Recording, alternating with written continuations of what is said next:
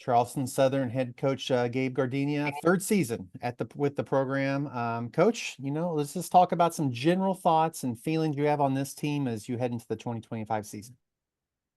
Well, I think overall, just excited about this group. I think a lot of positive indicators from our team. Just from the last 6 months. We in the spring semester we had the highest team GPA that we've had here in the last 10 years, maybe ever.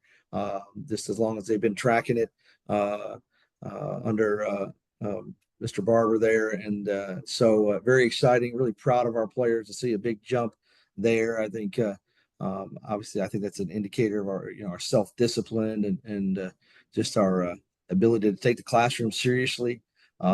We've had 6 guys here get baptized in the spring. So I think, from a spiritual standpoint, just seeing the Lord work in our team's hearts and minds. And, we're just trying to be a great football team that does things in a way that honors the Lord and honors Jesus. And to me, it's exciting to see the fruit of that. From an X and O's standpoint, really excited to see our defense play in the third year of under Nick Reveiz and that kind of dirty blue system that they have over there, and continuing to add layers. I think this is the most talented team we've ever had. Just watching them run and be around this summer, just from if you're an NFL scout that walked in here, I think you would say this is our most talented group. And this is clearly, I think, our most connected and tightest group. So that to me is really exciting. We really try to major in connection and chemistry and working hard together as a family. And to see that continue to grow, throughout the spring and really throughout the summer. I mean, we've had all of our guys obviously here, just like everybody does, but the Charleston oven or heat has been hot. As you'll see, Steve here, he's got a rockin' tan over here. But just excited to see him and our leadership group of about 8 guys really lead well. And put our team, I think, in the right mindset to go into fall camp and have a good camp. Thank you, Coach. It's always good to get the good tan ahead of the season. We'll go to Scott Eisenberg from WCIV. Go ahead, Scott.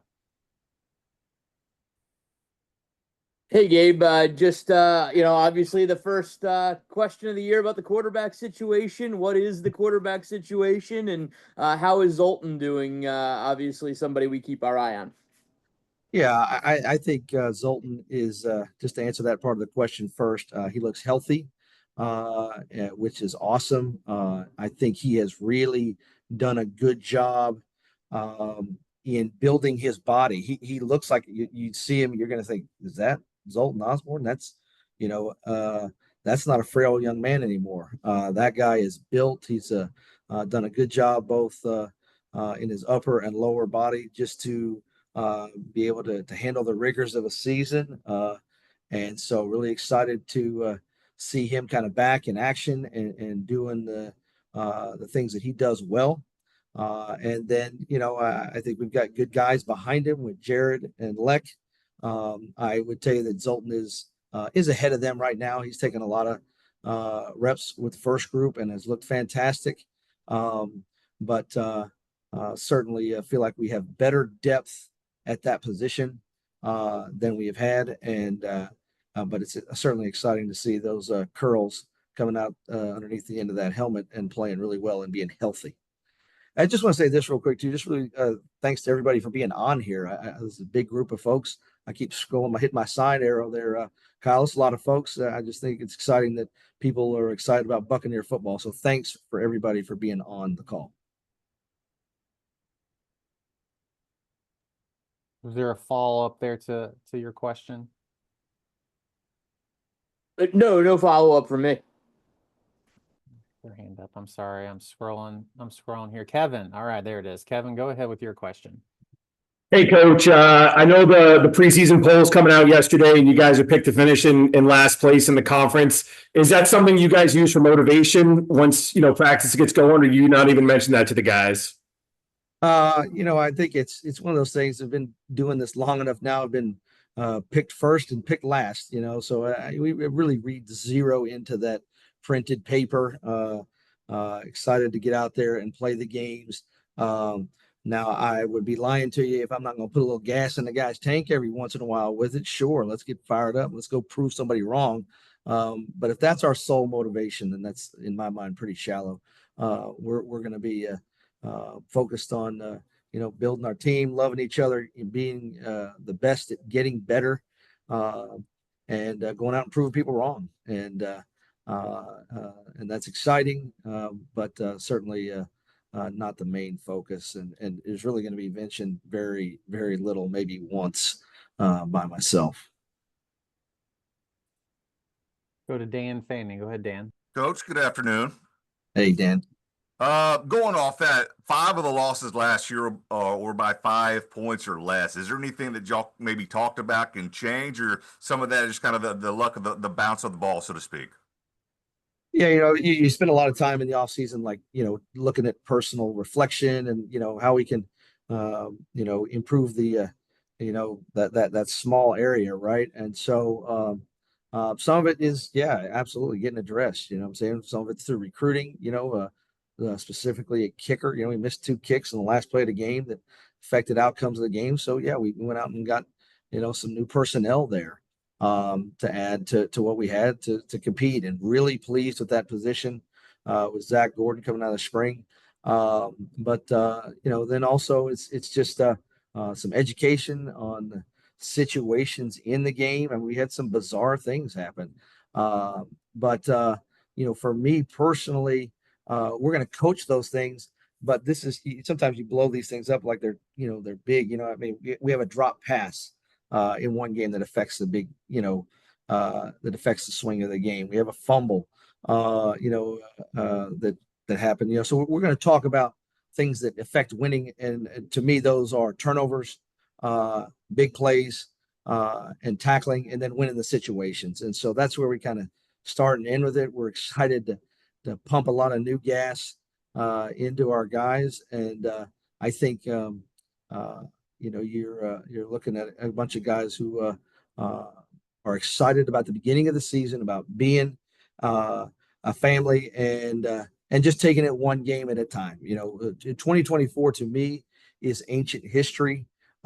We've talked maybe some about those things in the spring, but I'm not going to keep returning to a negative or a pile of rubbish over here. We've moved beyond those things, and certainly our team is made up of a lot of new people that didn't even experience those things. We're going to go back to Scott. Go ahead, Scott. Hey, Gabe, if you tune into these media days across the country, and it's just so much talk about the NIL and what you could do. I mean, you're out here obviously preaching family and all that kind of. I mean, how do you? Obviously, you want to have that family, but I'm assuming when you go into homes to recruit, they're asking about NIL and stuff like that. I mean, it's not an easy situation for you at CSU. How do you address it, and how do you build with maybe not the NIL funds that other schools might have? Yeah, I would tell you that my view on all this, or my recruiting pitch and my stance, it really evolves almost twice or 3 times a year as the rules change, as things come out settlement wise or whatever. And this is not a exclusive to CSU issue. This is an FCS issue, I think. And so and there's a lot of just trying to decipher from program to program what's true and what's not true. So I don't really know, and I don't really play the comparison game. What I do know is when we go out to recruit, we do try to find family members. We try to find guys that we can improve their life, we can improve their heart, and in a lot of ways, we're giving them a great opportunity. And so I think that's the big thing I tell guys is enjoy your blessing. All right, you're getting a free education here at one of the finest institutions in the Southeast, with one of the finest faculties and one of the best towns, where we get to cut loose the gospel, and we get to dig into people's lives in a way that we're always going to do And so for me, that's what we're focused on. I don't ignore the noise. I think I'd be a fool if I ignored it. I don't stick my head in the sand. And I think we got an administration here that's always willing to listen between, Jeff Barber and Courtney Hall and our president, Keith Faulkner. And so I don't think we're going to stay the same. We may be in a different miles per hour, or we may be changing at a different speed, but I think everybody's changing at a different speed. And we're going to do what works here at CSU. And I'm obviously very excited to continue to be a big piece of that and continue to move the needle going forward. But what it does, to answer your question really clearly and concisely, is when that gets brought up, hey, I know what we have and what we don't have. And if that's a big part of what something's looking for, then yeah, we may need to go to the next guy. And I'm okay with that. There's a lot of really good football players in this state. There's a lot of really good football players in the Southeast. And there's a lot of our guys on our team that really love being a Charleston Southern Buccaneer. And we'll go back to Dan. Go ahead, Dan. Coach, the OVC is a gauntlet in itself, but just your early thoughts on opening up with Vandy and Coastal and how that can prepare you guys for the OVC. Yeah, obviously it's it's a big test. Obviously it's a financial help as well. But I think, with talking to our team, you kind of got to look at our season in phases. You got those first 2 games that are out of conference games. We're going to obviously play a tremendously a high level of competition with 2 teams and 2 coaches that are not only tremendously talented but good people. We're going to present a bunch of problems, personnel and schematically and every other thing. So I think it gets you ready. Clearly you want to stay healthy, play a lot of players. And because of the heat and just the fact that it's early in the season, and the conditioning of your team is always something that you're interested and worried about. And then we've got Lindenwood after that, and then 2 other non-conference games. So it's kind of phased to me, and we'll talk with our team very honestly about that. We know the games that are important are the ones with that OVC and Big South label beside it, and they want to be ready to go play our best football when we get to that time of the year. We've got some time with Coach. Go ahead. Still talking about the schedule. The one I look forward to is that North-South Barbecue Bowl with Gardner Webb.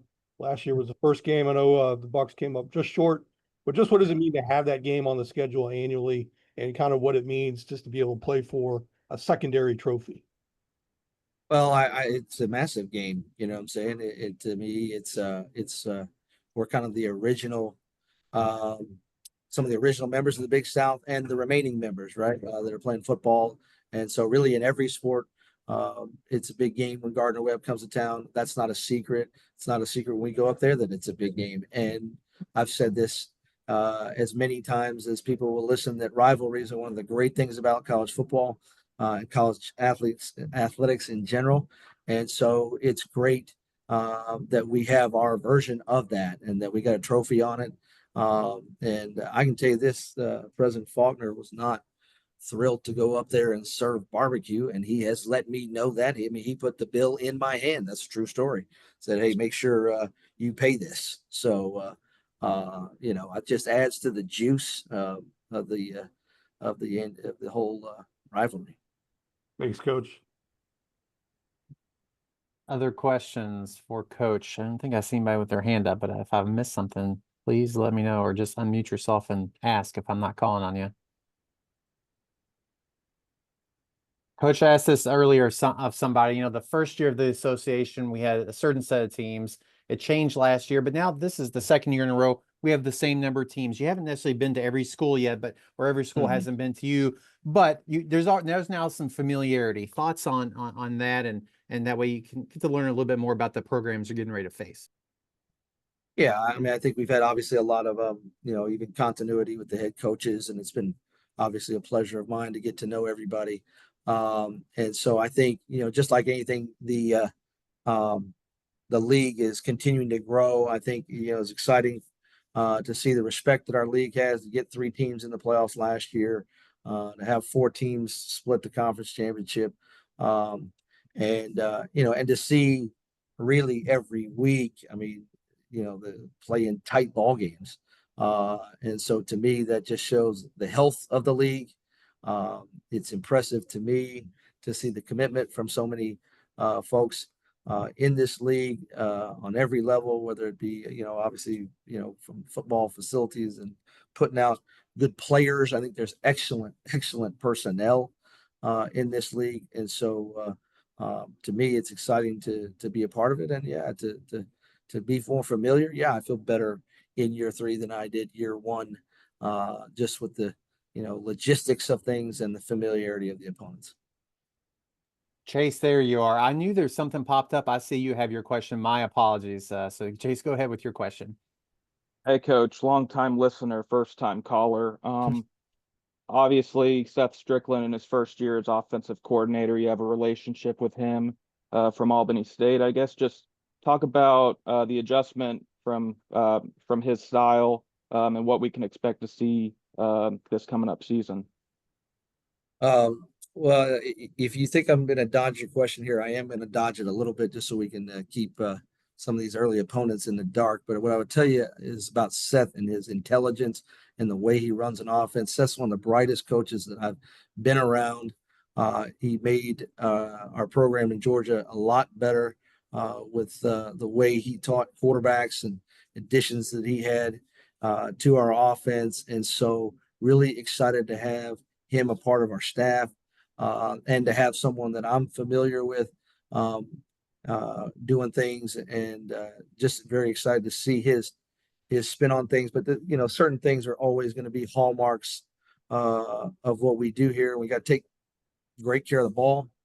We have to be explosive on offense, and I think we got a lot of guys in skill positions that are coming back that were really explosive last year, and I think Seth does a good job of getting those guys in places where they can go make plays. And so that's what's really exciting for me to see in our offense. Sorry, I was ignoring you, Chase. Didn't mean to do that. Coach, we'll wrap up with this before we have Steve with us. He's going to sit down, just talk about him and what he's done and how he's improved with your program. Well, I think Steve is someone that is, I've seen him grow in every area of his life from his freshman year where, we thought we would redshirt him to where we couldn't redshirt him and to now, playing hurt a lot last year and become one of our vocal leaders and very dependable guys that is like a coach on the field. But the thing that excites me the most about Steve, we call him Steve Z because, let's say Zykowski is hard to say, but is what Steve's done in his personal life. To see him grow and chase after Christ and try to be someone that's not just a good person, but is a legit Jesus follower, to me, is the thing that excites me the most. And that we know this to be true. We don't talk about this enough, but your private and personal life affects your public life. And with Steve, he's got that other thing. None of us have it totally whipped, okay? But where he has gotten and improved his personal life so much has tremendously affected what he is as a player and what he means to us as a leader on the field. So I can't say enough nice things about him. Yeah, you guys are gonna like talking to him more than you like talking to me. Well, we love talking to you, Coach. Appreciate your time this morning. Best of luck to you and your squad this year. Thank you so much. Thanks for everybody for being on.